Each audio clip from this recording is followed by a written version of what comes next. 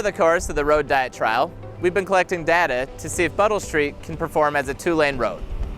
How is it really performing? Well, let's find out. Since 2017, MDOT has observed the road diet trial area several times to understand how the road is performing. When MDOT monitors the trial area, they're looking at 4 specific metrics: traffic volume, vehicle speed, backups and delays, and crash information. The first 3 metrics are monitored live by MDOT, while the 4th is reported by Midland Police Department and other responding agencies. Traffic volumes in the Buttles Street corridor have remained relatively consistent during the road diet trial as they have in previous years. Recent field counts found 13,875 vehicles per day at Jerome Street in 2018, right around the 5-year average volume, and a slight increase of about 1,100 vehicles per day at State Street. With all of the activities and events going on in downtown Midland these days, that's not surprising. Experts say that road diets don't divert traffic. In fact, successful lane reductions sometimes increase traffic volumes on their roadways because they start operating more efficiently. The red line on the graph shows the street speed limit of 35 miles per hour. As you can see, traffic speed observed at Buttles and Fitzhugh stayed at or below the speed limit with no impact on the flow of traffic. Traffic observed at Buttles and State Street actually consistently stayed just above the posted speed limit. However, this is at the end of the road diet trial area where the speed limit increases to 45 miles per hour. Drivers may naturally begin to speed up in this area in anticipation of the increase in speed or because they're leaving the 2-lane area. The traffic signals through the road diet trial are programmed to allow for vehicles on Buttles to pass through the corridor without being stopped at a light if they are traveling at the posted speed limit. Traffic delay studies identify the number of vehicles that are left waiting at a signalized intersection through more than one light cycle.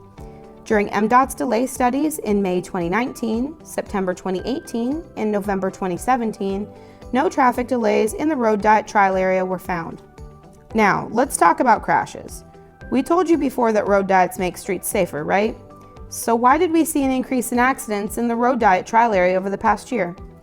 Let's take a deeper dive into the crash data collected from May 2018 to May 2019 to see what we can learn. In the first year of the road diet trial, the number of accidents in the study area increased from 26 to 37 for the same time period. That's an increase of 42%. That might sound like a lot, but in reality, it's an increase of 11 crashes in the past year. In fact, it's not even the largest increase in accidents we've seen in this corridor in the last 5 years. From May 2017 to May 2018, the number of crashes in that same area increased by 44% from the previous year without a lane reduction in place.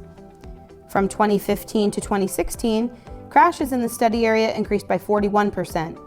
The number of accidents in this corridor fluctuates pretty broadly from year to year, but hasn't seen an increase higher than 44% in the last 10 years.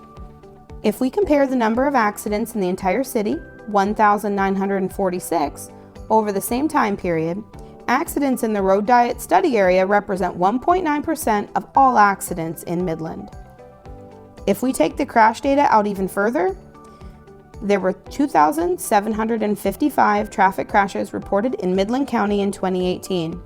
If we compare the 37 accidents in the road diet study area to this number, even though not all of them occurred in 2018, we find it's only 1.3% of all accidents in the county.